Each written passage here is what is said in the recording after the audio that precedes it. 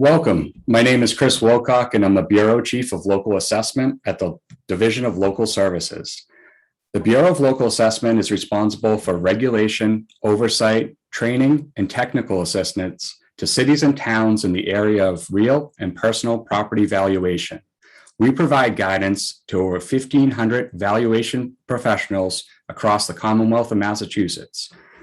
The workshop today will be co-hosted by the Bureau of Local Assessment and the Massachusetts Association of Assessing Officers. At this time, I'd like to introduce Ellen Bordeaux, the current president of the MAAO. Good morning, and thank you, Chris. It's my pleasure to welcome you all to today's webinar. The MAAO and our members are very fortunate to have a great partner on the state level from the BLA. As our oversight agency, their willingness to provide us with timely and relevant education and work with us to deliver that to our members is admirable. I also want to just update our members and those watching on a few items before we actually kick off today's session. And one of my old jobs, my boss called it tooting your own horn. And he used to say, if you don't toot your own, no one will do it for you. So I'm going to go ahead and toot the MAAO's horn right now. I did a quick tally this morning, and since our summer school last August to today, we have had 835 assessors and their staff attend 20 educational events, from conferences to clerks meetings to winter school. Add today's session with over 260 in attendance, and we will have educated over 1,095 members, and our year isn't even over yet. Next week at Spring Conference, we have 72 registered for in-person and 30 via Zoom. Those upcoming events include the Spring Conference I just mentioned that will be at Babson College in Wellesley on April 20th. On May 3rd, we will be working with the Appraisal Institute to hold a half-day session in Dedham on appellate tax board processes and procedures, which will include presentations from assessors, attorneys, ATB commissioners, and appraisers. During the week of May 22nd, we are offering IAAO course 201, which is the appraisal of land via Zoom. And our summer conference will be in Plymouth again this year, June 20th and 23rd. Registration will be open next week. So to all of you on a personal note, I'm pretty pleased with what MAAO's accomplished this year. And I just tooted our horn. Make sure you're tooting your horn at your municipalities so that everyone knows the good work you're doing. On a final note, don't forget to vote. MAAO elections are out, and the regular members should have received their ballot via email April 1st. So I'm going to turn it back to Chris. Enjoy this session. You're going to find it very, very informative. Thank you, Chris. Thank you, Ellen. At this time, I'd like to introduce our presenters. Our first presenter is Joanne Foley. Joanne Foley is the Chief Assessor for the town of Tewksbury. Tewksbury is located in Middlesex County and is home to 31,000 residents. Tewksbury is comprised of 12,000 real and personal property accounts and has a combined assessed value of $6.6 billion. Every year, Tewksbury reviews about 700 sales per year. Thank you, Joanne, for assisting this year and assisting with this workshop. And I'd like to also introduce our second speaker. Our second speaker is Becky Boucher, who comes from the Worcester office of the Bureau of Local Assessment. Becky works with 36 communities on annual assessments. In fiscal 2022, Becky helped assessors review over 9,000 sales. Becky is a former assessor and an excellent person as far as our Bureau. Thank you, Becky, and thank you for presenting to both speakers. Before we get started with Joanne's presentation, I'd like to go over a couple terms that will be used today. Some of the terms used today will refer to things like CAMA. CAMA is a computer-assisted mass appraisal system that's used by cities and towns for assessed values. We will also be talking about Gateway. Gateway is a software system that's used by cities and towns to submit assessment and financial information to DLS. Today's topic is about the LA3. The LA3 is a form and gateway that's used for assessors to import municipal sales information that's used for assessed values. And finally, a term used today, ASR. ASR is going to be the assessment sales ratio, and this will be used in both presentations. At this time, I'd like to turn it over to our first presenter, Joanne Foley. And again, thank you, Joanne, for helping and presenting. Thank you, Chris. On behalf of the MAAO Education Committee, thank you to the Bureau of Local Assessment for always being a great partner in education for us. We appreciate their input. We appreciate working with them on a regular basis. My thanks also to the MAAO Education Committee, who works tirelessly to bring education to our constituents and gives a lot of their free time to bring some great programs along. So greatly appreciate everybody's effort in keeping all of us educated. So I'm going to start sharing my screen. Let me get my slideshow going first. And let me share my screen. So hopefully this will come up for everyone.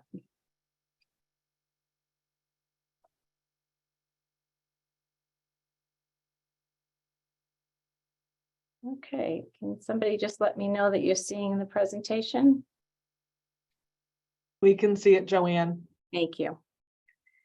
So I'm going to focus on sort of how Tewksbury handles its sales verification and preparation for the LA3.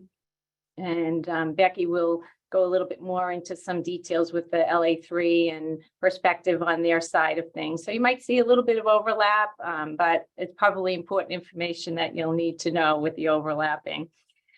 So Tewksbury does its best to start our LA3 and sales verifications early. And to us, it begins with deed processing. We tend to process our deeds on a regular basis. Sometimes it's daily, sometimes it's weekly. But my staff does a fantastic job of going to the registry's website and pulling the deeds off there on an ongoing basis. They verify the previous owner, the parcel, its size and its general dimensions. At the time that they're processing deeds, they will look at the GIS layer to make sure that the measurements pretty much match up, or if there's a map that's indicated within the deed, they'll pull that up and make sure that the outline and general dimensions match. There's a lot of information that the deed will give you. And for Tewksbury, the sales verification is a multi-step process, and it pretty much includes all of us. The whole staff at some point or other gets involved with verifying the deeds and the information on it. And if there's issues when they first come in, the staff will certainly flag those and pass those along. And there's a lot of communication that goes on with respect to the deeds.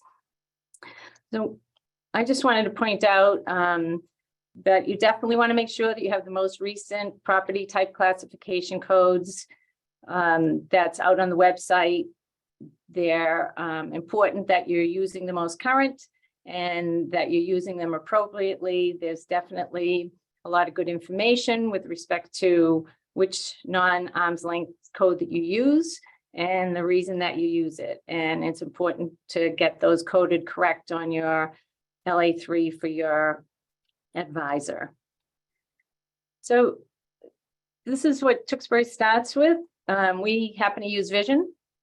And so we'll be entering in the information as it comes in the Vision system, in the CAMA system. So the staff reviews the deed. They'll enter any pertinent information into the system. And if it can easily be determined that it's a non-arm's length sale, then that will get coded right away into the system. If the deed doesn't give us any indication that the parcel is not a qualified sale, that it's not a qualified sale, then the deed will get entered in as a qualified sale, and we'll roll forward with it. In this particular example, you can see that this was a sale of multiple parcels. It was an improved parcel. And for multiple parcel sales, we'll usually put a little note in so that we can reference the other parcels that go with it. This, for us, assists us in when we're doing the LA3 check, that we also coded out the other parcels as a multiple sale parcel. And it's just an easy, quick check to assist when you're individually going through your sales. So this is the notes and vision where we enter it. And if this information will assist in us knowing things and our advisor knowing things, we will put it in there. So there's a lot to consider when you're looking at the deed. You know, the deed can tell you a lot of information. It'll often tell you if it was a family sale or a court-ordered sale or a bank sale or a government sale. Right away, you should be able to code those right out and continue with your processing. But I think it's important to note that we don't put notes on every single deed. I think that would be an unwise choice. You want the information to sort of stick out to your advisor, that it's something important. So I would not recommend putting in a lot of notes. I think only when it's really necessary to help your advisor or yourself to know the information about that specific deed.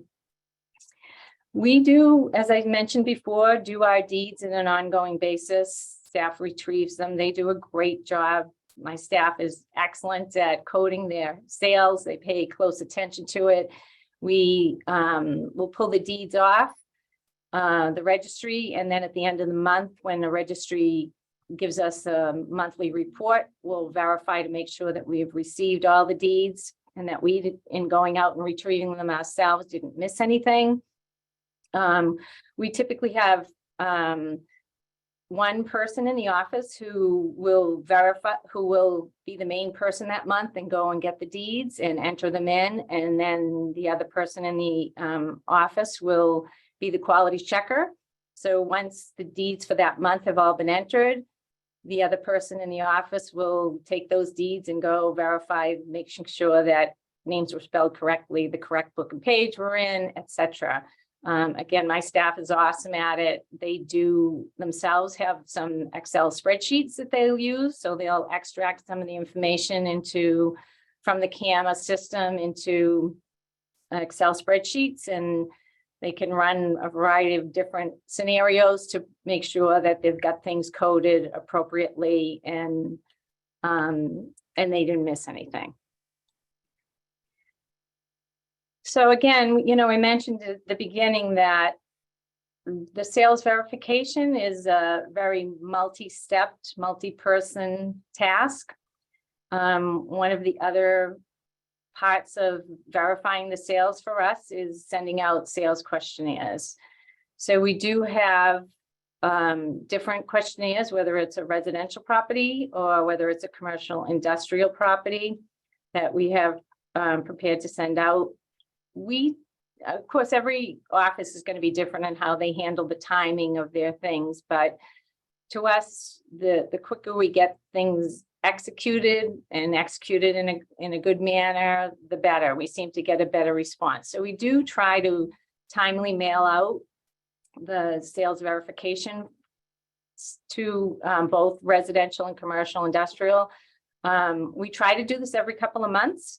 We did at one point try mailing it out every month, and we found that to be a little burdensome and difficult. So, but at the same time, we want to get them out because we find that the sooner we get them out, the better response we get. Because if you're not sending those out for another year or 6 months down the road, chances are people are going to get it and toss it, and I'm not sure how great it will be for you. So we do try to get those sent out.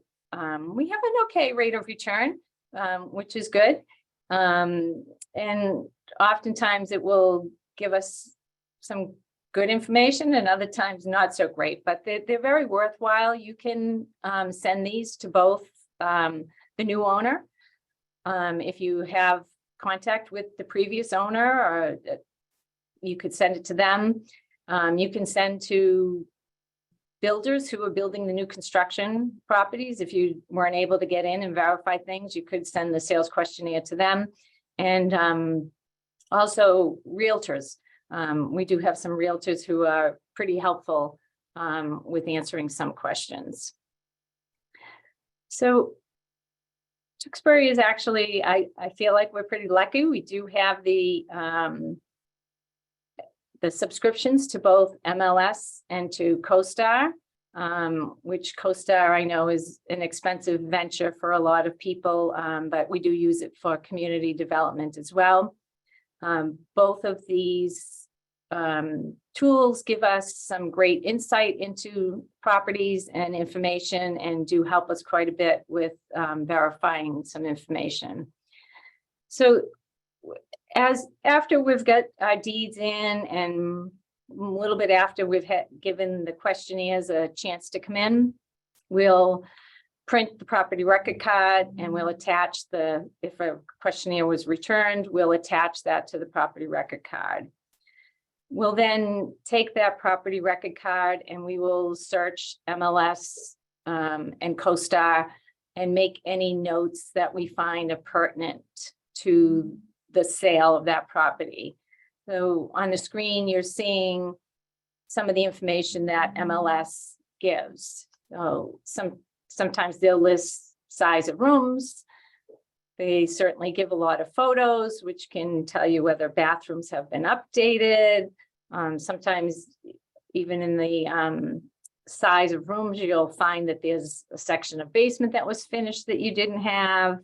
There's often a lot of photos of the exterior. And it seems like a lot of them are coming through with sort of layouts of floor plans. And we've certainly captured a fair amount of finished basement information and things like that, or finished attic information from some of those sketches.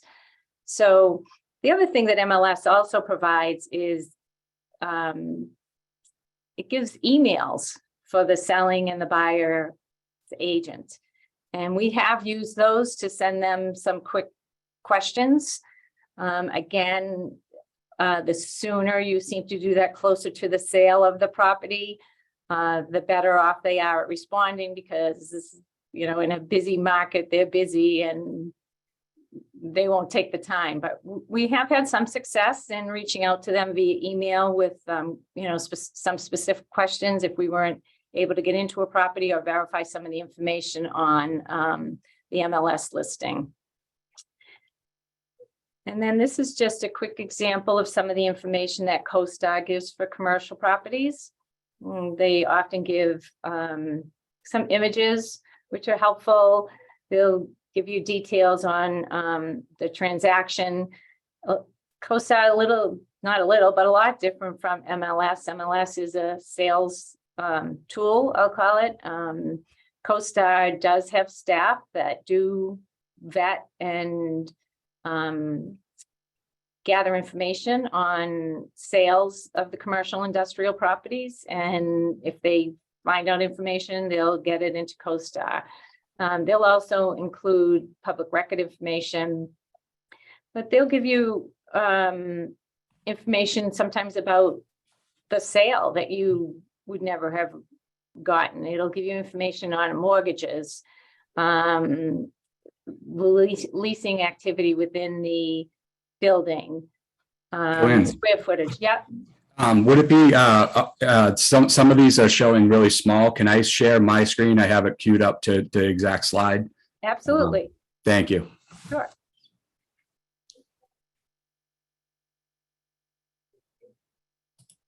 Do I need to stop sharing, Chris? Yep. If you just stop sharing, I have that slide queued up, ready to go.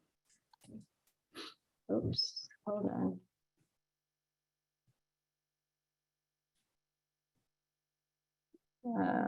Okay, hopefully that worked for you.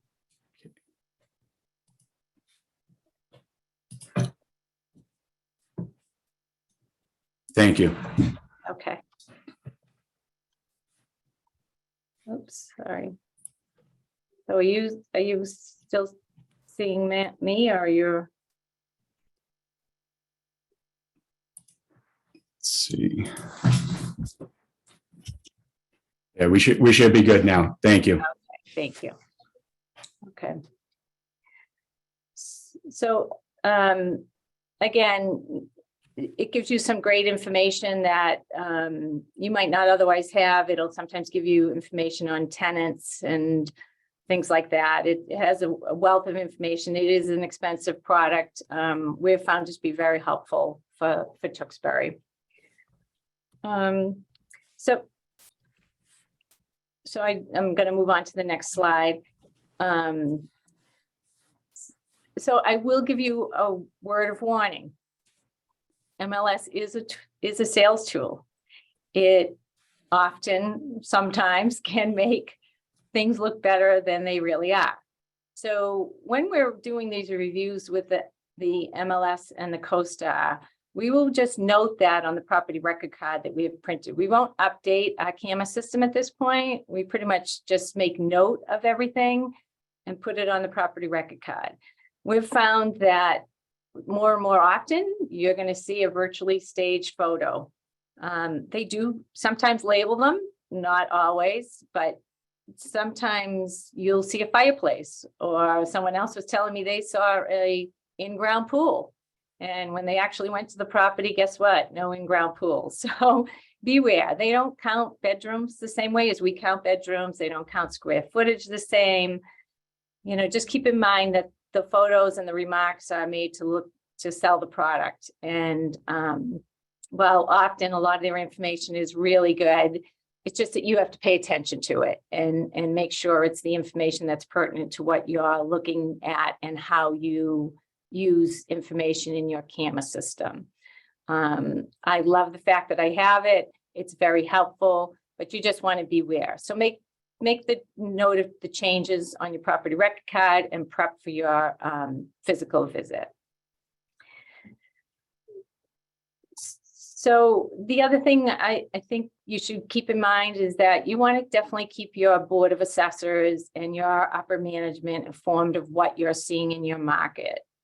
You don't want them to be caught off guard. And again, this is something you just want to continue to do ongoing.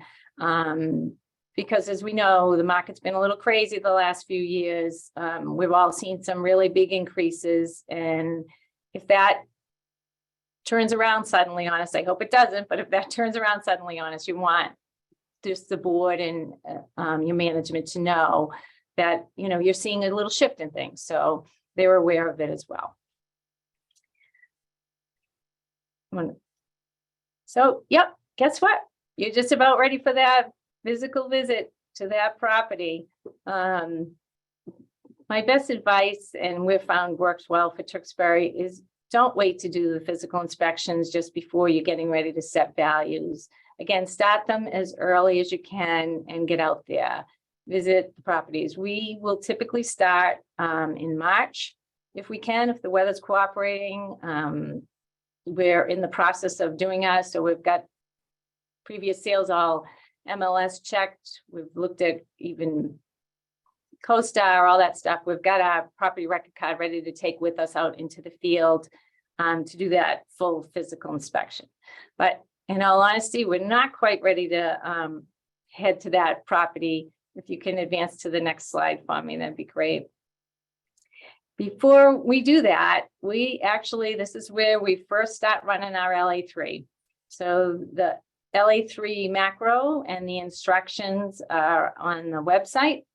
They're just under where you'll find the certification of real and personal property values at the end. So the macro is there, the macro instructions are there. The LA3 sales upload template is there, and instructions are there. So if you Google it, Jennifer put the link into the chat, so you'll see it there. So I can move to the next slide, please. So I know I haven't adjusted values. My assessment to sales ratios are probably going to be a little crazy. They're going to be off. But this is just what the LA3 macro looks like with some data in it. On the left-hand side of the screen, on the right-hand side of the screen is what the the macro instructions look like. The macro instructions are good. They tell you step by step what to do. A little bit closer to the bottom of that screen, it shows you which macro to run at the top and what order to do it in and what your expected result is. So when it highlights certain things, this gives an explanation of what to look for in that in the macro. You can go to the next screen for me, please. So this is an example. I ran it a couple days ago, just to see where I was. And again, realizing I haven't adjusted values in my camera system yet, but this still gives me some great information.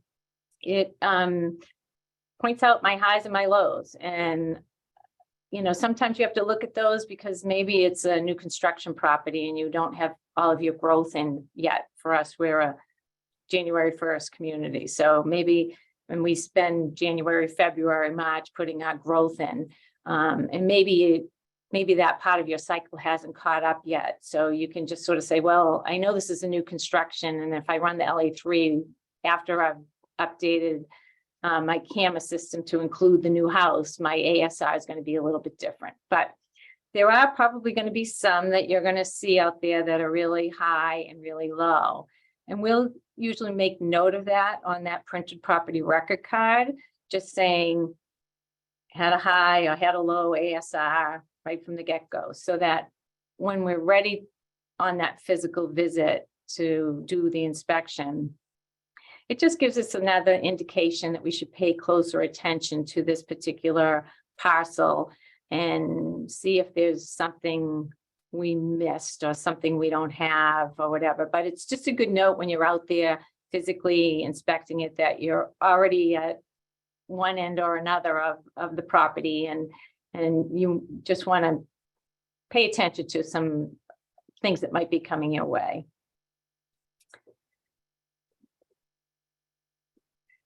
So this is just a view of one of the macros that I ran, just to give an example. The instruction on the macro, again, I said, is really good. So at this point, I'll run it just to see if there are non-arm's length code sales that I don't have coded right or whatever. So in the macro, the green checks gives you the resales, and you can see there's a few of them that are flagged with the green X, and that just basically is saying, okay, this sold twice within the time period of the sales that I chose to run.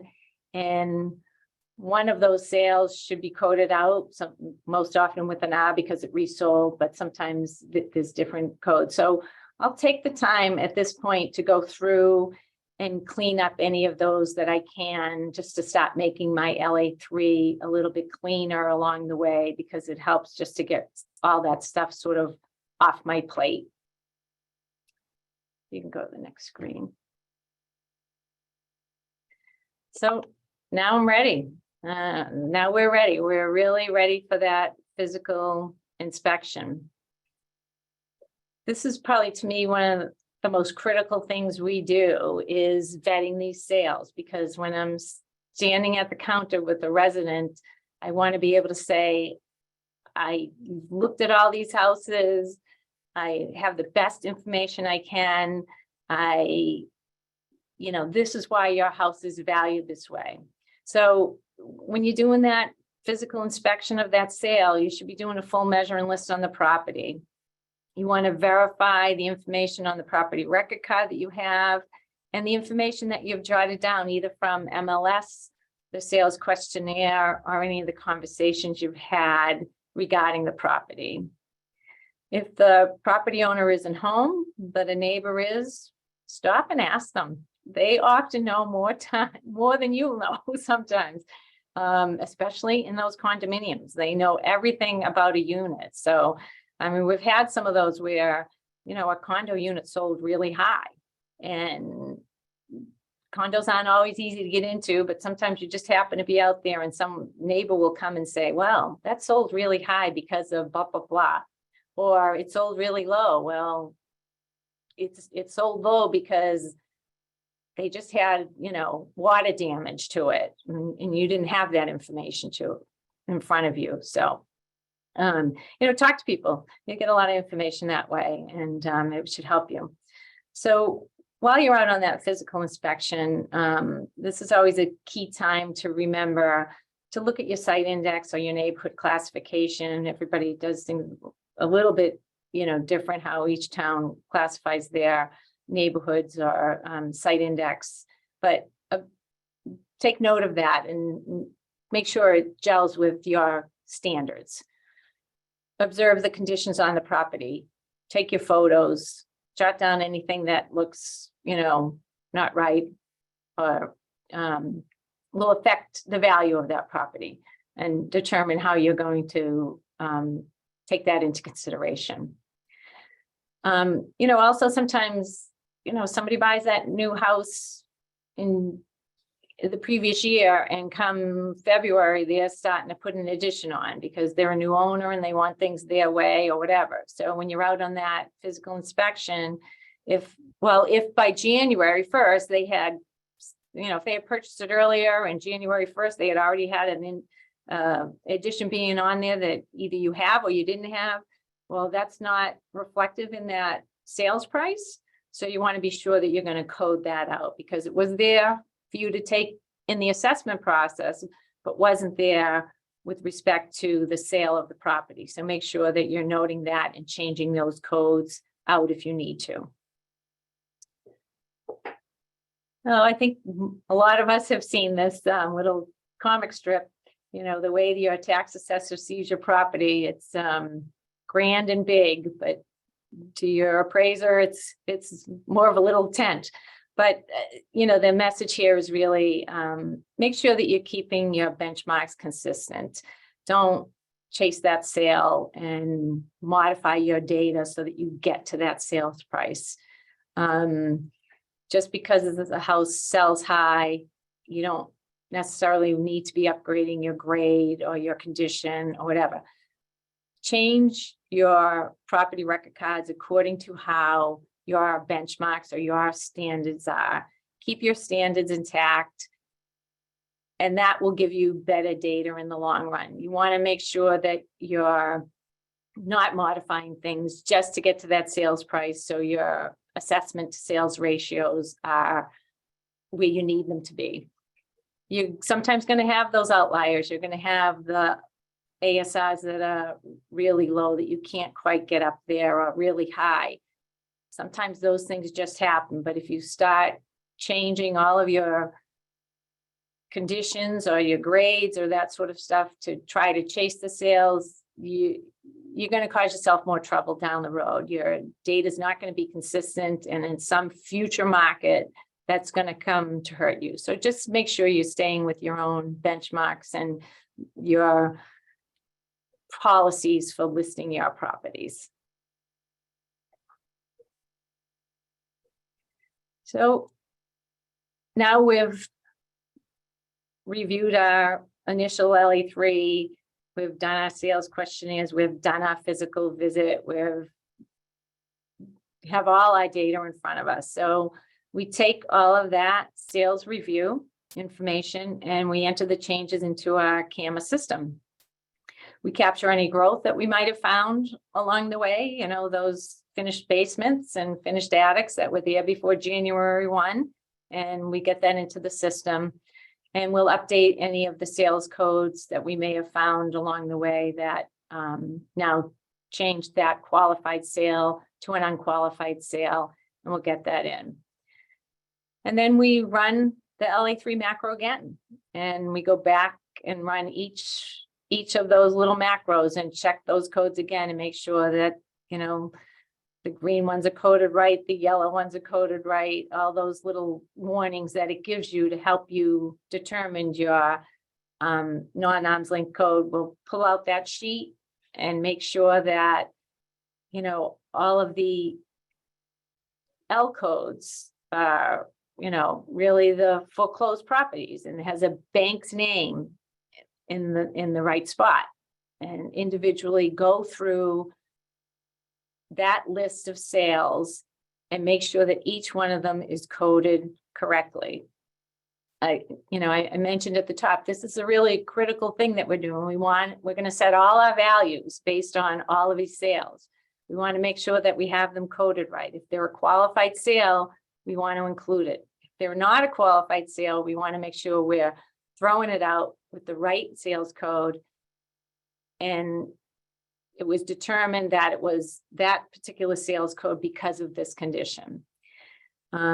Sometimes you'll have some of those sales that don't really, a non-arm's length sale that doesn't really fall into the specific codes that are given, and we'll code those with an N.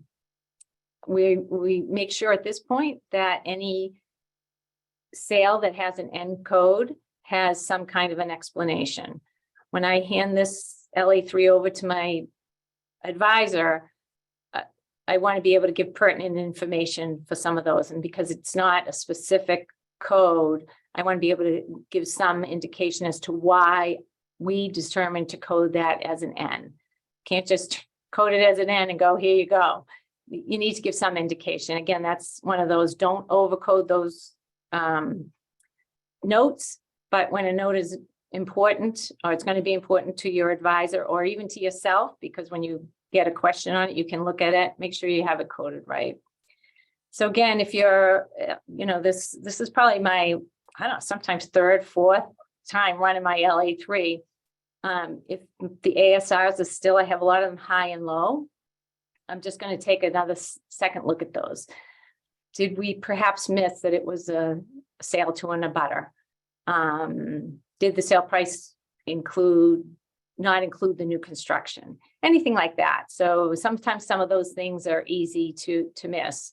On the commercial side of things, sometimes at this point, I'm going to go check the corporation's data bank to see if the entities are like entities, and I just didn't realize that it may not have been a valid sale. It's, really a transfer between corporate names or whatever it is. So just continue to keep that LA3 clean and keep pecking away at it.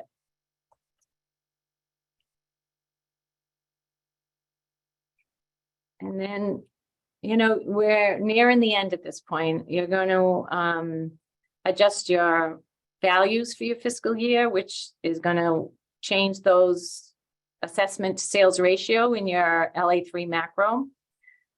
So once you've got all your values adjusted and ready to go, you're going to run your LA3 macro again. And you're basically looking at the same data, but in a new way, because now all those values are adjusted and the assessment to sales ratios have changed. But you still want to make sure that the LA3 is coded correctly. So run it again, make sure your changes are in, and if necessary, keep running it. I will readily admit I run that LA3 often. I want my data to be clean before I send it to my advisor. I want it clean before I upload it into Gateway. I want both my advisor and myself to know that I know those sales. I've vetted them. I've paid attention to them. I want the process to be smooth. I mean, we all know that this is what sets our values. We all know come this time of year when we're setting our values, everybody's busy. BLA is really busy. They want to get us certified. We want to get certified. So the first step in all of that is getting that sales data clean, getting it to them in the clean manner according to the standards that have been set, and uploading it. I probably could drive myself crazy sometimes running the LA3, but it helps me to make sure that everything's good, it's right, it's ready to roll. And then therefore, because this sets your values, pretty much everything else you're going to be doing that gets predicated on this is also going to be clean, because you've started with a clean slate right here and going forward. So on to the next and the last slide for me is, submit it into Gateway, get it up and ready, and wait for that beautiful approval, thumbs up sign to come your way, and you can move on to your next step. But I hope this information has been helpful to you. Again, this is just how Tewksbury handles its data. I'm sure people have some ideas maybe I can learn from, We've had pretty good success with getting our LA3s approved in a very timely manner. And I think it's important step that puts you in a good place with your advisor to get things rolling for both you and them. So I am done with my side of the presentation, and I am going to turn over the reins to Becky Boucher, who happens to be my BLA advisor, and a very good one at that. So here you go, Becky. Thank you. I do have to say, since Joanne's one of my assessors, the fact that she gave this presentation and all the things she says to do, I can already know she really does them. She does a very good job. So I'll let everybody get the screens all set up.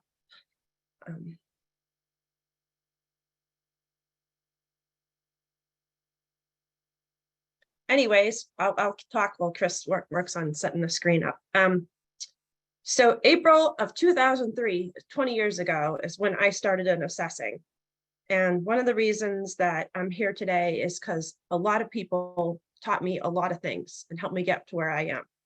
So I'm here today to give back and try to help you guys out too. And I would encourage some of you that have, that have been in the industry for a while. There's a lot of new people, and don't be afraid to do the same thing.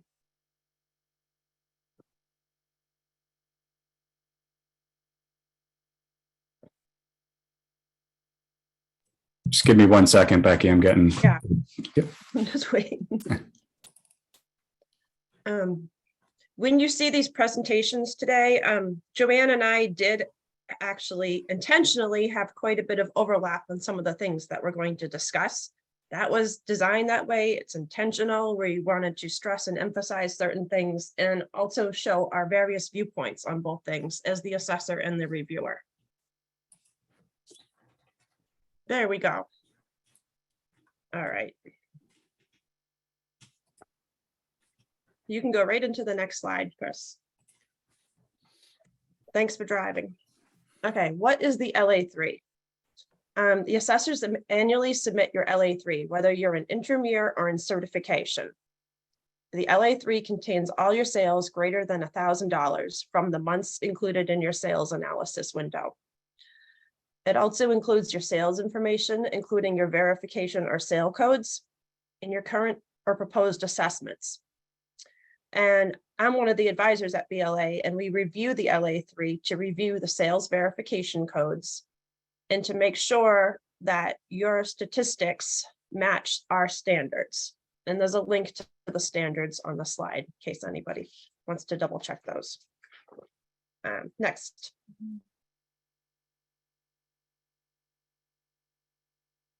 Who does the LA3? So I know this is a webinar, but I can't talk without giving some of my little anecdotal stories. Everybody has a different format in their city of town or who does the LA3. So it can totally change from a city to a town. There may be 10 people involved, including your vendor, the assessing staff, and the board of assessors, or it might be one person that works in 2 towns and wears multiple hats in both towns and does all this. When I call, or when one of the advisors calls with a question or some reviewing on the LA3, we don't necessarily get too caught up in who does the LA3. We want everybody to be on board and understand so that our questions can be answered and so everybody's aware of what's going on. So maybe in your typical model, vendors may work on the sales analysis and the table updates and the value generation. And the assessing staff may enter deeds, verify sales, and maintain the property database and update and review the values also. The Board of Assessors has the ultimate responsibility to oversee and review the work done by the office staff and vendors. And what's really important, no matter who does what, is that all parties work together cooperatively, that everybody's involved, that everybody's informed, and that everybody understands what's going on in a community. And that's why at the bottom, I have the 3 circles that overlap. And at the bottom, I have like, who's signing the LA3? Because it does say that you understand it. Next, please. Okay, so I tried to put together a few timelines for you on some, like just as Joanne did, on some monthly best practices. So Joanne talked a lot about the deeds. So you get your deeds and you enter them monthly. Or I should go back a little bit. This is more of, I mean, some people get their deeds every other week, but I tried to put it into, these are little like timelines or calendars or tools you can use. So I tried to make a monthly and an annual one. So you get your deeds, you review your deeds and you enter them in your CAMA system. Then the assessors can use sale comments and notes to record any circumstances relating to the sale or explain the NAL code. Sales verification is done. You send your questionnaires, you do your inspections. I should also stress that one of the most important people in the office that actually is involved in the LA3 is your clerk. And they don't always feel like this, but the person entering the deeds and the certificate of title is like, they're like, you deputize them because they are like this, they can be the sales investigator. They should be fully trained on the LA3 because they're the start of the whole process to vet these sales. And I'm going to talk a little bit more about that later on in the presentation and how what they do can affect the whole process. And lastly, I should say that we highly recommend that. And this is something I used to do with some of my boards back when I was an assessor. A list of the sales should be reviewed by the assessing staff and the Board of Assessors monthly. So everybody stays consistently informed of what's going on in the market. Put this like on your, most boards meet at least monthly. I'd make this a sales, like a monthly agenda item. Keep everybody informed of how the assessments are comparing to the market trends. That way you don't, like a whole year doesn't go by and right in October before you submit the LA3 and tell the board about it, you have to sit and explain like why everything went up like 25%. And they're like, what? I mean, if you talk to them quite often and keep them involved in the process, it will help that. Next slide.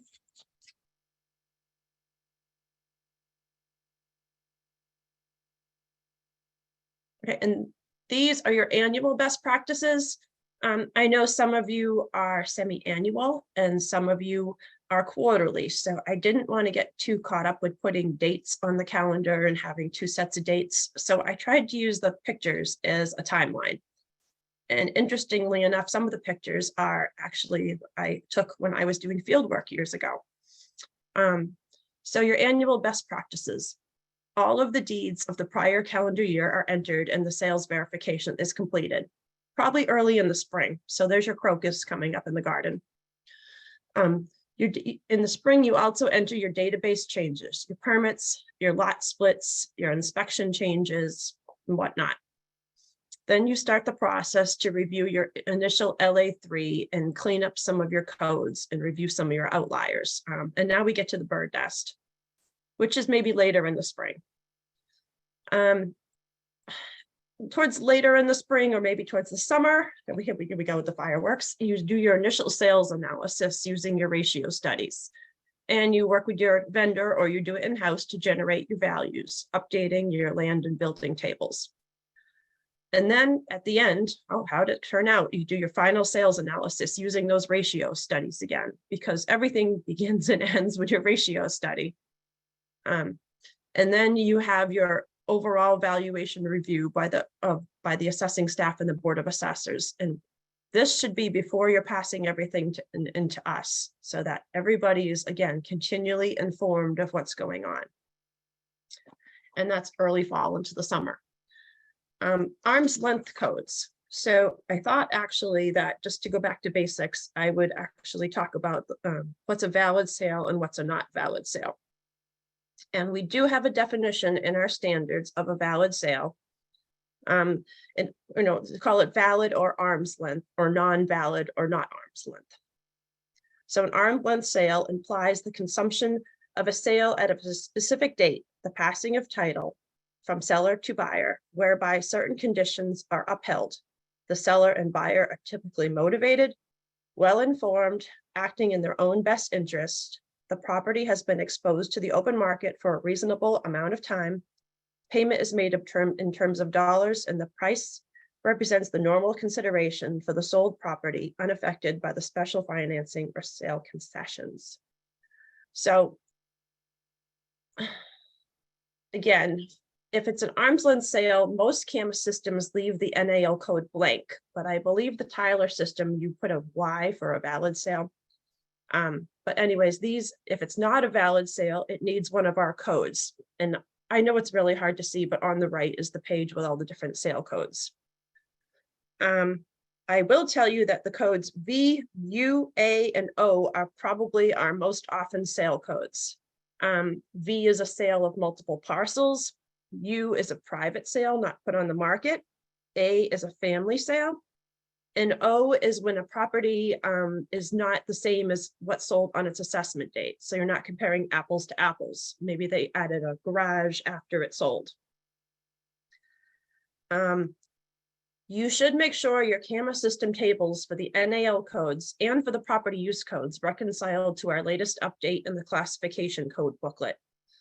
I know everybody thinks that everything's all set all the time, but sometimes pulling these out and comparing them really, because you don't want to be using codes that we don't use anymore, and you don't want to be using use codes that we don't use anymore.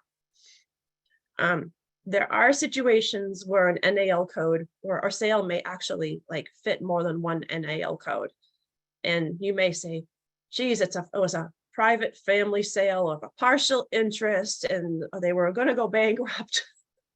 You just got to pick the one that works the best sometimes.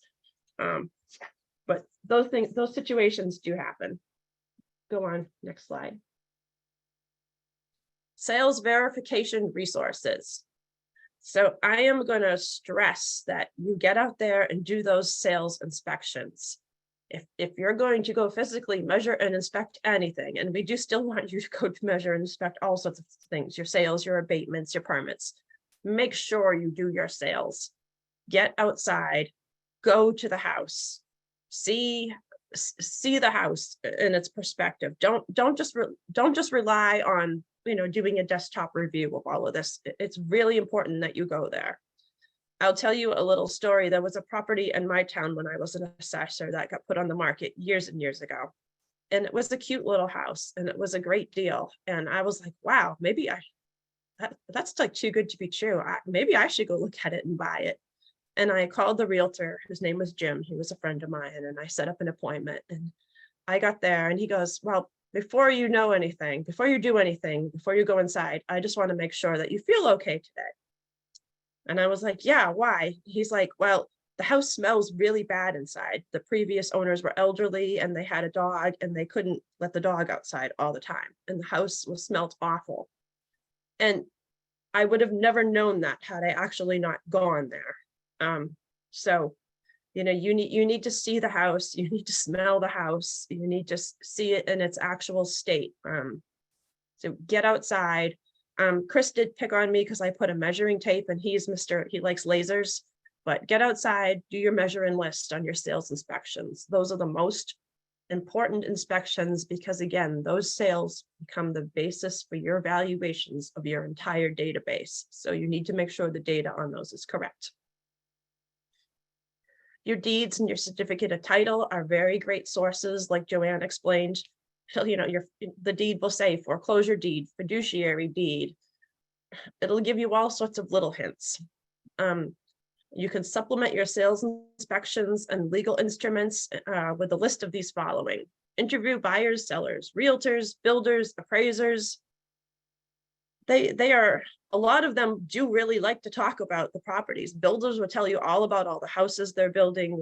Realtors will tell you about different things that are up for sale that they have in your town. You just got to ask people and talk to them and establish relationships with them.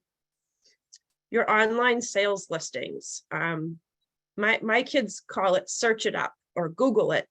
You would be amazed if, sometimes just, sale of and type in the address and stuff pops up, especially on commercial properties. If you can't afford CoStar, Google is free. It's always there. And there's all sorts of things on the internet. There's news articles, different things. If a big property sold in your town, chances are maybe your own little town paper has an article on it. So search it up. sales questionnaires. I'd make them really easy to return, make people be able to either fill it out electronically or take a picture of it and email it to a special address at the assessor's office. And tailor them to the property use. You don't want to be sending a residential questionnaire to your commercial taxpayer. Joanne talked about MLS a lot.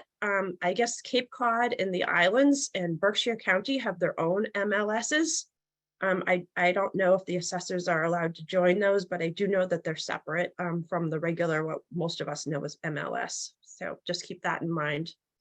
And like Joanne said, a lot of what's on MLS, the house may be, I always say the house could be dressed up in its prom dress. Is it really that nice looking? Or, there's a lot of info on there, but there is errors. And sometimes they just copy what you already have in the assessing records. Realtor.com, LoopNet, CoStar, Zillow. Again, they're all just other resources. For commercial sales, when you're looking at your B codes, the Secretary of State has a corporate database.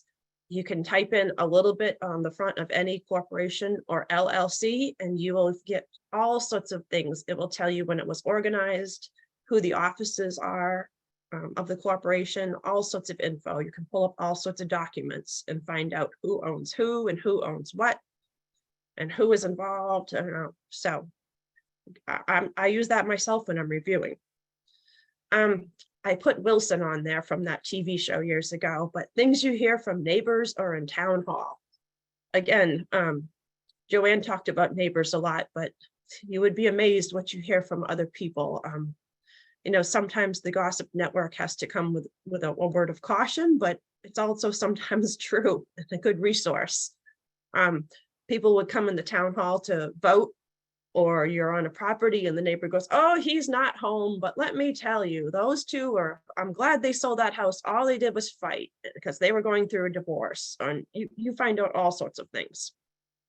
And some uncommon sources, income and expense returns. Something like that will tell you if the tenant maybe bought the building that they were in, that they were leasing. Building permits. Maybe the new owner will take out a permit for something, and like Joanne said, that makes it an O sale because now they're putting the garage on after the house. And business certificate or use permits. Maybe the property sold and now it's sold for a change in use because now they're gonna, put a business on it, and before it was residential use. So all these things can help you. Next slide. Okay, sale chasing. So I was trying to think of a safe picture to put on here, and this is Bullet from a movie back in 1968. I guess it came up in Google as one of the most famous car chase scenes ever. Sale chasing is kind of like the elephant in the room, but we're going to talk about it today. It occurs when the assessor is either knowingly or unknowingly making changes to sale properties and not to unsold properties that achieve better ratio study results and or alter the relationship of the assessed values to the sales sample so that they no longer reflect the same market relationship. And I couldn't find, I had tried to put everything in my own words on these slides, but I had a hard time trying to find something else that's talked about sale chasing.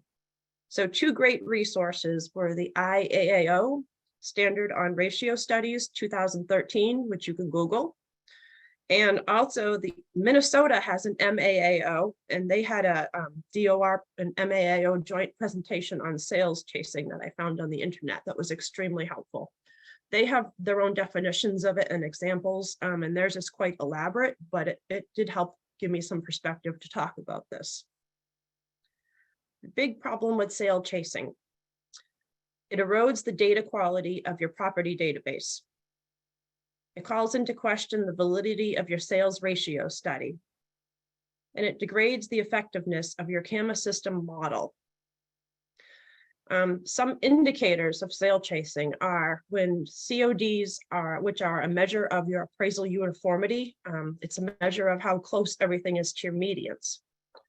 When those are unreasonably low, in most things in statistics have what's called the natural bell curve.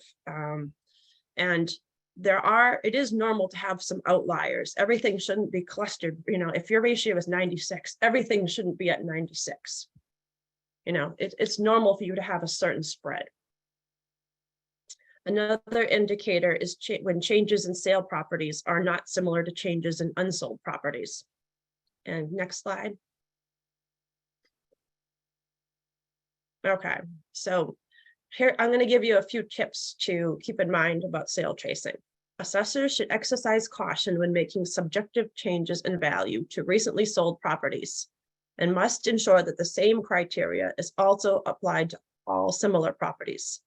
Assessors may make non-subjective changes such as adding the missing unfinished basement or central air conditioning.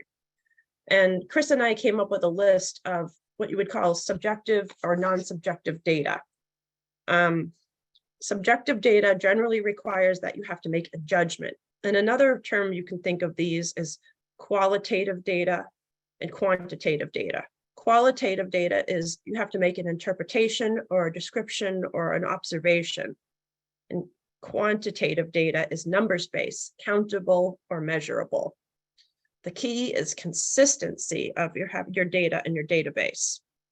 And this is another reason for having a data collection manual with community-specific examples of grades, house styles, and conditions, so that you have a guideline of what your benchmarks are. I have a picture of 3 houses on the bottom, and I'm going to talk about that a little bit. Let's say that all these houses were built by the same builder in the same year, and they're all a B- grade and in good condition. And then let's say the middle house sells with an ASR of 1.15. I'm going to tell you, do not just go change the grade to a C+. None of you would do that, of course, but don't change the grade to a C+. That would be sale to lower that ratio to get it to be more in line. That's sale chasing, and that's your classic example of what not to do.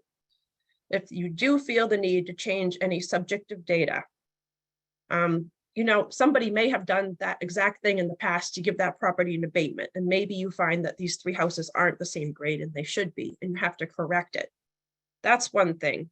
But if you find that in a few instances, I would tell you to keep looking bigger, like micro versus macro. If you feel the need to change any subjective data, consider looking at a bigger sample or population to keep looking at the consistency of your data. Look at the abutters, look at the entire street or the entire subdivision or the entire neighborhood. Or even if you see that things are applied inconsistently, you might even want to just perform your own internal data quality study.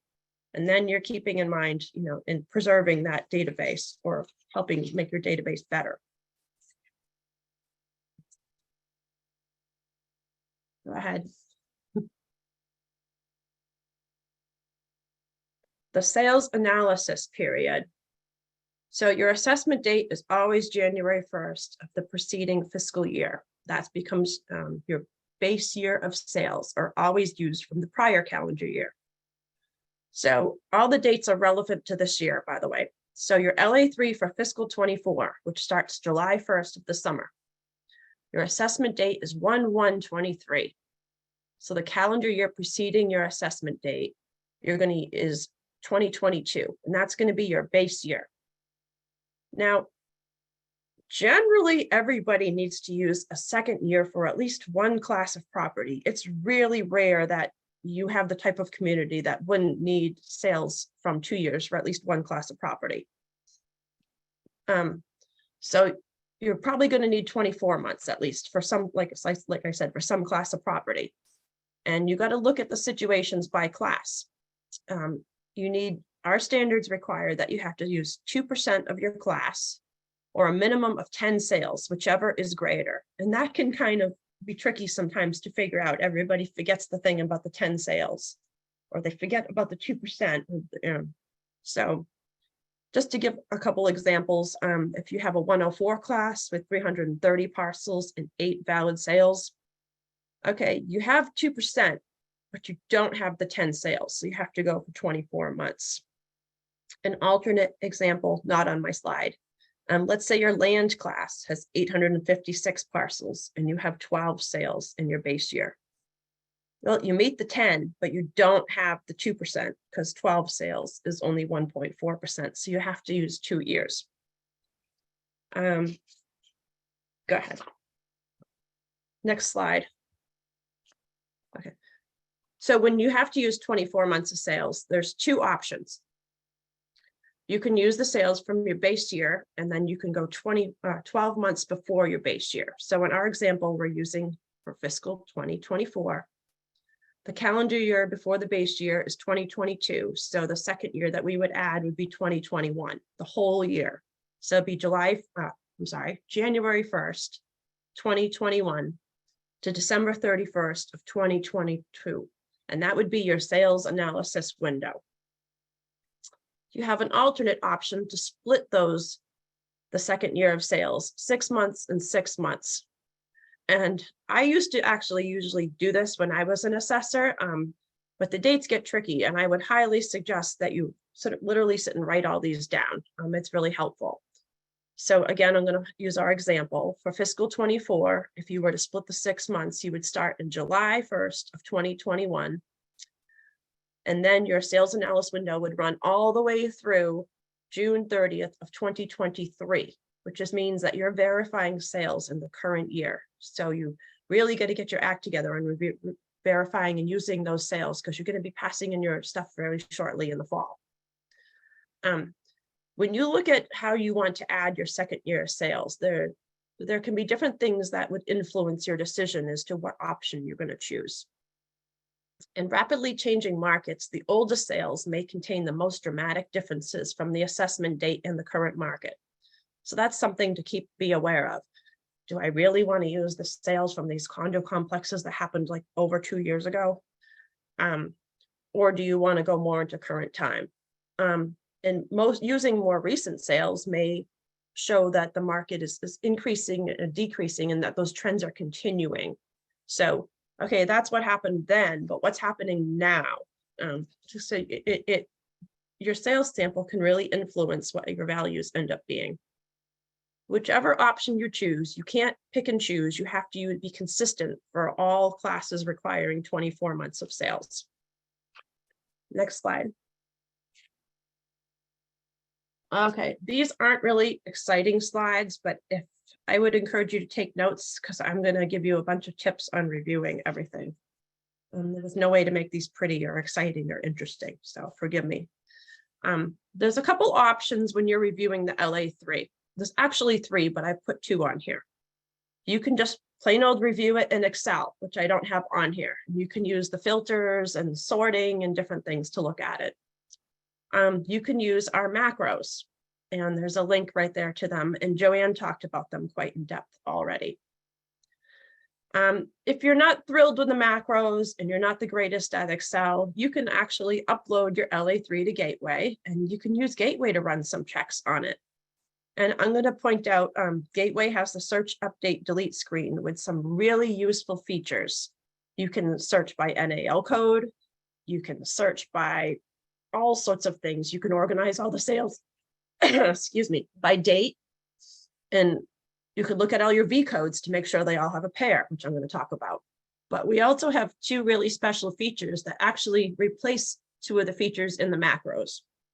And personally, I prefer looking at these options in Gateway rather than in the macros, because visually it's more, I like how it organizes it for me.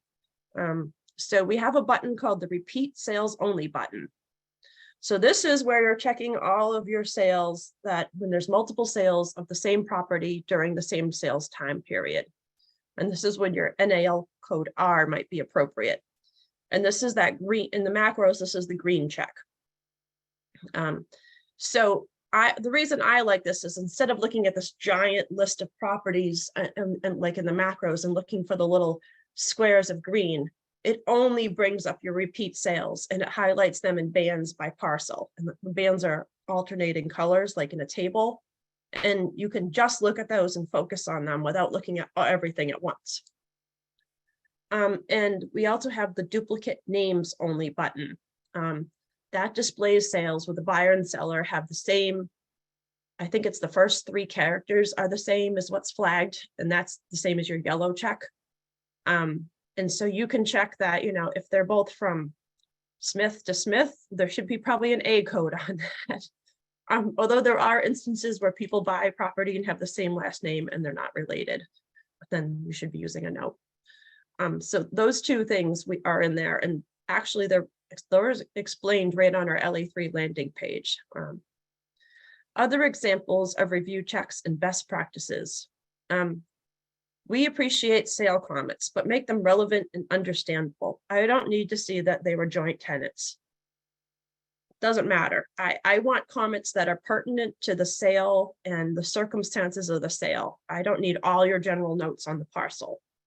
There is a 49 character limit on the sale comments in Gateway. A good practice is for buyer and seller names to be entered in the CAMA system following a standard protocol for the type of ownership. So before I was in assessing, I used to work in banking, and whenever we opened up a new account, depending on the type of account it was, there was a template as to how you would enter the name. If there was 2 owners, 1 owners, if it wasn't a trust. For your assessing, you also have properties in life estates. You have properties that could be owned by 5 or 6 people. But you should probably have a protocol on how to do this. It should probably be last first, not first last, because if you were to do that and write, you know, Joe Smith to Bob Jones, or Jones Bob, you might not, or if they had the same name, you know, Joe Smith to Smith, you know, to Pat, you know, Pat, you're not gonna, some of the checks won't work. You're not gonna see that the last name and first name aren't consistent on it, so it's not gonna get caught in our checks. So be consistent in how you do everything and give everybody a last name. Don't do like Bob Smith and then just put his wife Mary and the word Mary on the second line. You know, you're not going to be able to search the database for Mary Smith if she doesn't have Smith next to her name. This one is really important. No blanks in the LA3 cells. Very often new condos and new parcels sometimes don't have like the history from the deed in them, so they'll show up as blank, or they'll show up as NA every once in a while. So we can't have that. Every sale needs a grantor or a grantee. And if they're a new parcel, the prior assessed value can't be blank. It actually has to physically have a 0 in there, or everything won't work.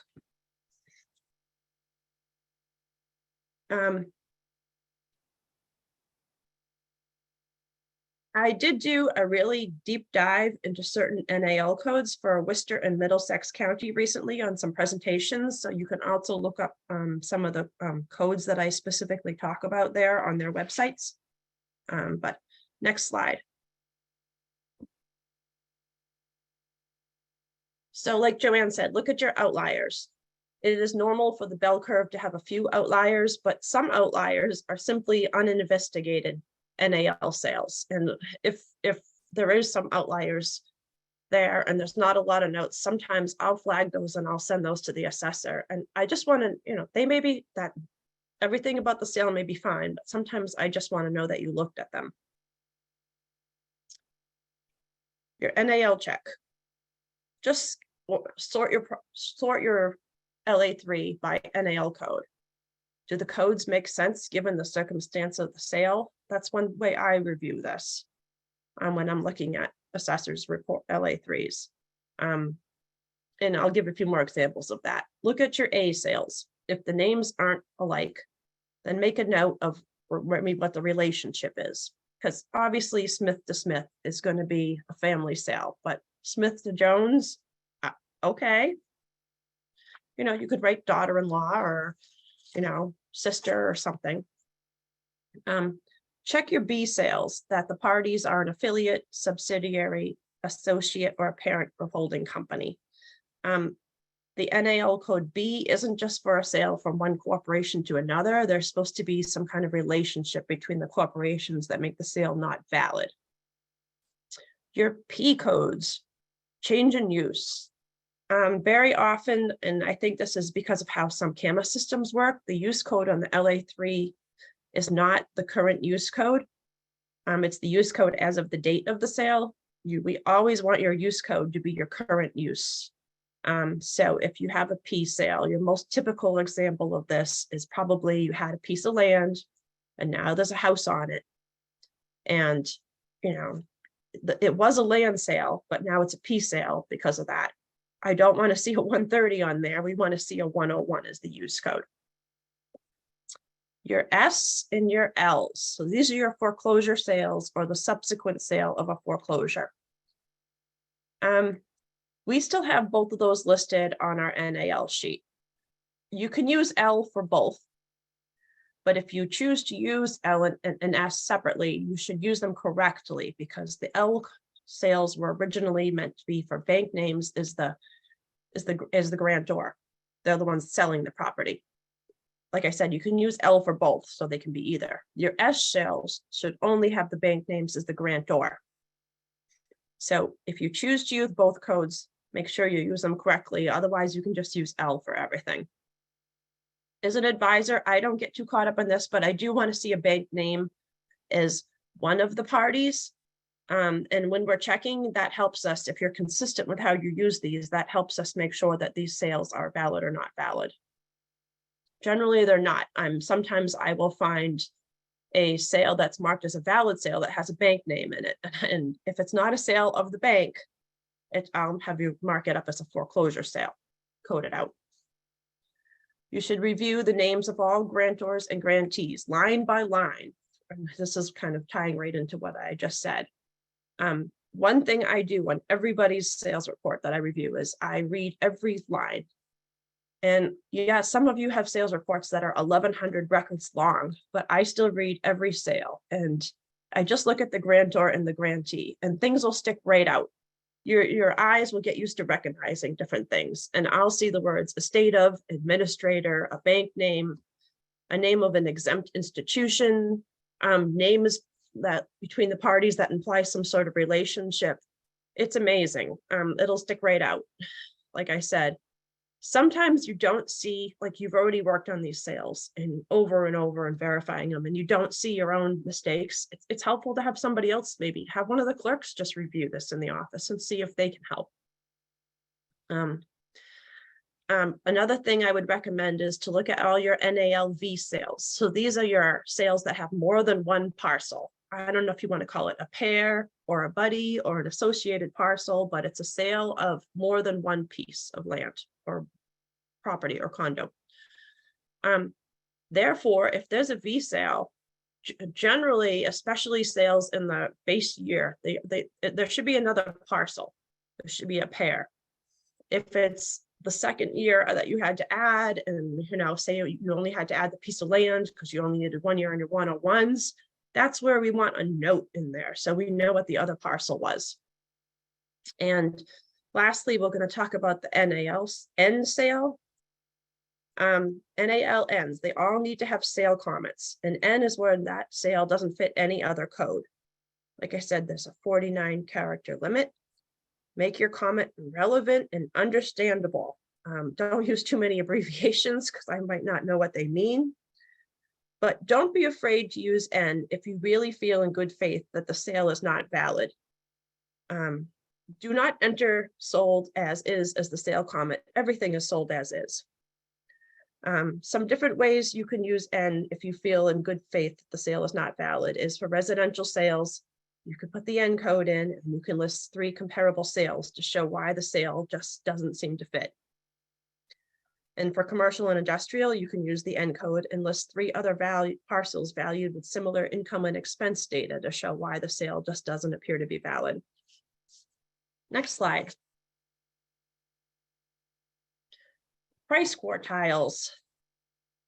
So when we review your values, we do look at your quartiles. You have to run quartiles when you have more than 40 sales in any category or use code, and you have to run halves when there's 20 to 40 sales. Price quartiles demonstrate if there's progression or regression, the consistency in your level of assessment by stratifying by pricing groups. And our standards require that your price quartile statistics be within 90 to 110% and be within, when you're looking at it by quartile, and be within 5% of the class median. There's several ways to run your quartiles. Generally, most CAMA systems will have a report for this. You can sort them manually in Excel by pricing groups. Sort them into 4 groups, take the highest and the lowest, figure out your range. The LA3 macros have a quartile check, or you can upload your gateway to LA3 and your LA3 to gateway and run them right in there. We have it. Whichever method you use, the gateway, the stats that come up in gateway is what we use to determine your statistics. And I have a really simplified example because I couldn't fit the sample size was long enough. I couldn't fit it on the page. But this is a demonstration of regression. And the concern here is that there's a big spread between your low price properties and your high price properties and what level you're assessing them at. And in this case, you're assessing the low price properties very high as opposed to the level of the high price properties. So the people with the big house on the lake are going to be happy. And the people with a tiny house that just really bought it and can afford it are not going to be too happy with you. Next slide. These are your date quartiles. These are important because it shows how the market changed over the sales analysis period. It's helpful to see if you need to do a time adjustment. And I did have 2 assessors that had to do that for a certain class of property last year. And I do have a few that are looking at needing to do a time adjustment this year. Time adjustments used to kind of be a big headache. And I think we have a solution for that in Gateway because we've created 2 different checks, one that will check any time trend that you already used, and one that will actually give you a proposed time trend report. We have a YouTube video on those that I have a link to at the bottom of the screen. And you can see them. I put a screenshot of the current time trend analysis and the proposed time trend report are both in the menu from the LA3 screen. I would caution you that before you start worrying about time, to make sure that your sales, that everything else is up, you've updated all your other tables, and that time is the one factor that you need to adjust for just to make your statistics work, that you didn't not do your land analysis and adjust by your site indexes of your neighborhood, that you didn't not adjust something else. This is done kind of last in the process. Next slide. Producing your LA3. So I think I have a few assessors that really wish that I would just go into their computer and reach in there and get the LA3 for them and get it into Gateway, but I'm going to go over that for you so you get some help on this. So every camera system works a little bit different, and some camera systems actually will have different versions of the LA3. So you want to find the correct one in your camera system. You want to extract that report in Excel for the dates of the sales analysis period for all classes. Don't forget your GIS loc IDs, or I'm going to make you do it all over again. And also don't forget your sale comments. I know in some systems you have to check buttons to make sure these are included in the extract. So once you get that data, you want to sort your report by class and sale date and remove the additional 12 months of sales on the classes that did not need more than the base year for the analysis. So very often most people can get away with only needing 1 year of 101s, but you probably definitely need 2 years worth of your other classes. It depends on what your community is. You may not. So anything that you didn't need 2 years worth of, then you can delete those. Then you want to review and proof your LA3 and use all the tips that Joanne and I have given you.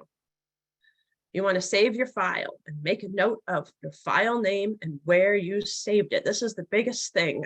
I want to help you upload your LA3 if you want to learn the process, but I don't know where your file is and where you put it.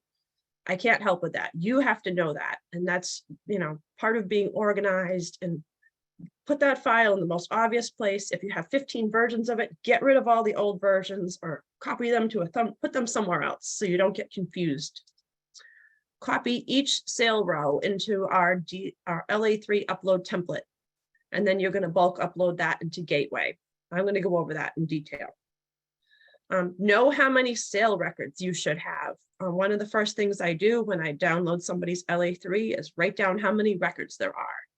If there's 564 and I flag 2 lines for them to review and they submit back, now there's only 560, I want to know what happened to those 4 sales.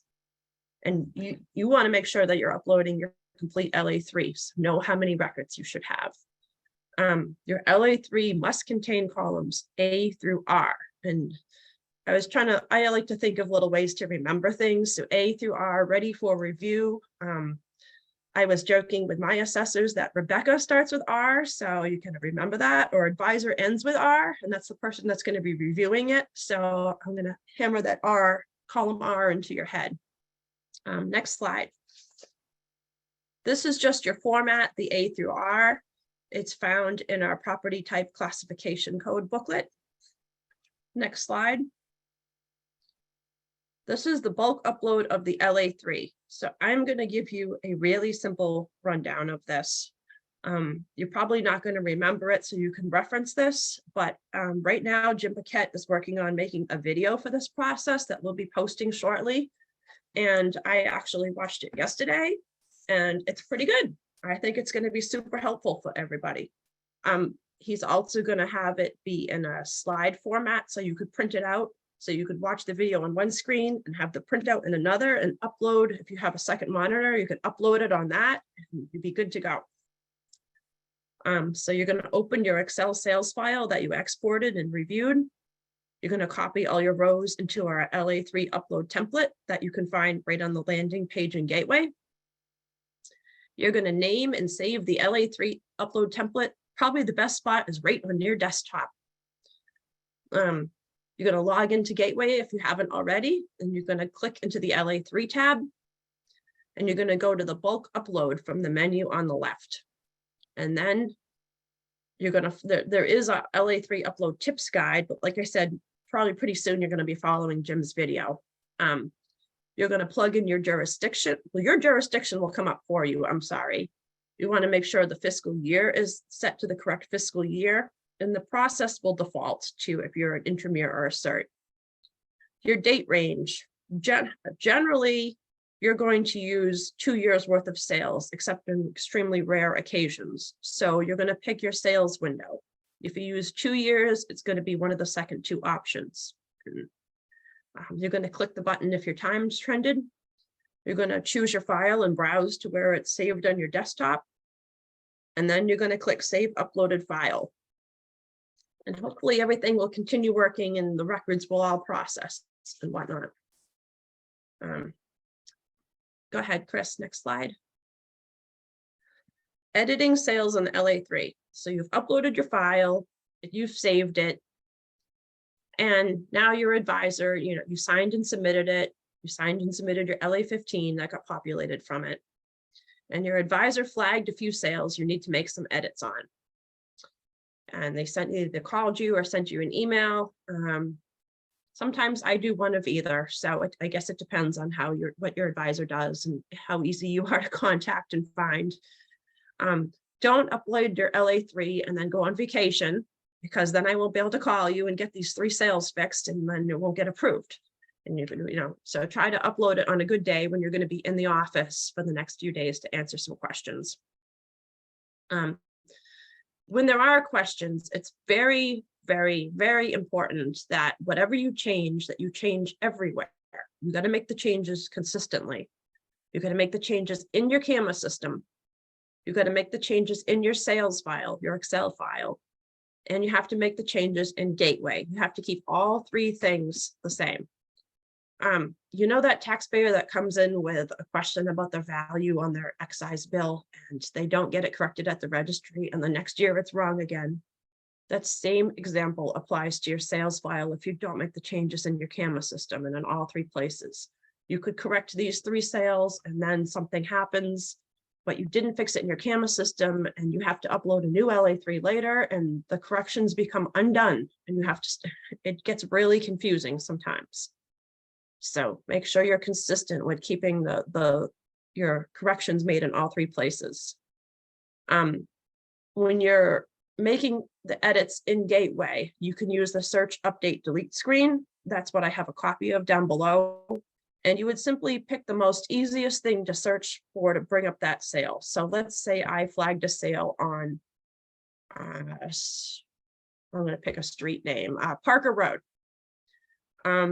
I usually use the street feature or the buyer or seller name because they may be more unique, but whichever one worked. If Main Street, I'd probably, go to a buyer or seller because you could have a ton of properties. But usually I use the street name and I bring up the sale. And if it's unlocked, you'll be able to edit exactly what you have to fix in that record. And then you can save it and everything's good. You just have to change it everywhere. That's it for basically that. Next slide. How to delete your LA3 from Gateway. This will be covered in Jim's video also. If you only have a few edits, those are easy enough to make in Gateway. You probably don't need to delete anything. But if you have to make a change to your whole LA3, like change something in your sales analysis, or say you just uploaded your LA3 to check the quartiles, or to run some of the checks instead of using the macros, and then you fix them and you just, you might just want to make the changes everywhere and then just start fresh. It depends on the situation. But you have to have your advisor unlock the LA15 and the LA3, and you have to delete the sales file from 2 places in Gateway. I don't know if it matters which you do first, but there are instructions on the landing page also. You have to delete, use search, update, delete, click search. All your data will come up if you don't put in any criteria. You can scroll to the bottom and click delete search data. Then you can go to the bulk upload screen and you need to delete your uploaded file. And then if you do those 2 things, you will have successfully purged the system of your file. And it's like hitting the do-over button. You can just start fresh with your new file. Next slide. Your LA3 resources. So don't feel like you're on a deserted island, although it does look really nice there for the weather, but it's really nice out today too. The best places to get help with your LA3. Many of you have a vendor that will help you also. And I didn't put that option on this page, but let's say you're at the point of using Gateway. Look at the LA3 landing page. There's all sorts of tips there.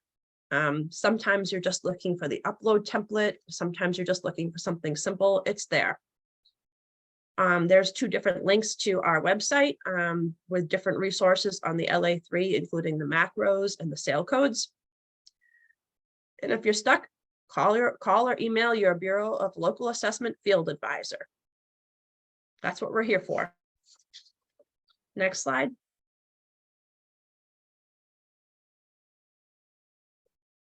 So where does the LA3 fit into the whole process? I'd kind of thought I would go big picture for a minute. So I did a little timeline there. Generally in the spring, you're going to update your local officials directory and do your assessor certification. You do your advised and admitted, your audited personal property, your amended new growth.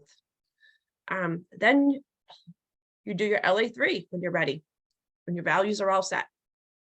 Your LA15 is auto-populated by the LA3, and that's basically just the statistical report that's generated from it. Later on, you're going to do your LA4. You're going to upload a copy of it from your camera system, and you're going to get all your signatures in order. You're going to do your LA13 with the new growth template. And then you're going to hold your classification hearing and set your tax rate. And you're going to do this all nice and early, because life will be a lot easier in your office if you're not scrambling in the last minute to do this. Last year, I'm sure you've all heard Chris talk about this too. Last year was a big scramble for everybody, and it stressed a lot of people out. Everything was done last minute, and everybody was coming in November and December, and it made life really hard for a lot of all of us, not just me, but a lot of you guys too. If you can try to push your date up by even a few weeks, it makes a big difference. You'll have more time. Things won't be done in such a rush. You'll be able to concentrate on getting your tax bills out and getting your billing file made and all of that. So I'm going to challenge you all to submit 2 weeks earlier than you did last year. As a little guideline, if you can submit even earlier, that's better. But the early bird gets the worm. And right now, outside my window, the birds are building their nest. So, but if there's anything that we can do to help, please let us know. And that's all I have for today, Chris.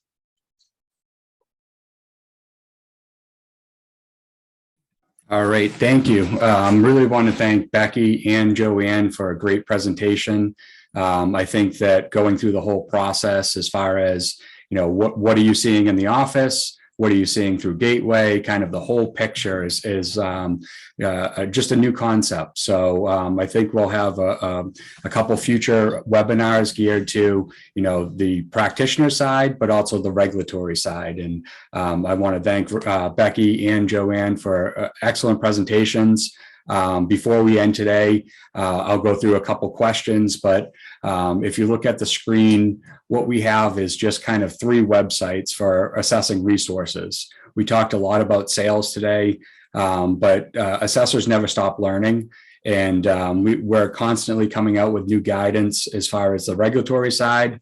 But the Massachusetts Association of Assessing Officers, as Ellen said, had 20 different educational events in the past year. They're a large organization. There's a designation process as far as assessors, and you can read more about it on their website. We also have the International Assessing Association, and they have classes on the online. They have classes in person. They have annual events. So with a combination of these 3 organizations, the DLS, MAAO, and IAAO, there's more than enough information to build, just a really good, career in assessing. And when you look at sales, there's so much we can go into. This was a very quick kind of webinar. The MAAO goes very much into detail for a whole class. It's over a week, just looking at the market approach and sales comparables. So I encourage if anyone's looking for education to reach out to me or to the other organizations to find out how you can take the next level of sales. I also wanted to say that we had some questions throughout the chat. We will have a copy of both presentations available at DLS, but also the MAAO will post it. As far as links, we'll provide links that were talked about in the webinar. We did have some questions pertaining to sales verification. A lot of the CAMA products have the sales verification forms as a report. I would reach out to your vendor. The reason that sometimes that might be easier is because you can pull all the ownership information. You don't have to put on mailing labels. You can kind of print right out from your CAMA system. So if you're looking for sales verification forms, I would reach out to your vendor. If not, reach out to your fellow assessors. They're more than happy to share what they're using. We have one outstanding question as far as stamped addressed envelopes. I don't know if anyone's doing that. I see the trend to have online forms, to provide maybe a postcard, sending out to recent sales, and then having a form link. I think that might be a little easier because postage is expensive. But if anyone wants any further explanations, please reach out to me or the advisor in your community, and we can get you some more information on that. Just want to say thank you to the presenters and everyone on the webinar today. I hope you enjoyed everything, and we'll send a follow-up survey out just to see how you like the format, and have a great rest of the day. Thank you.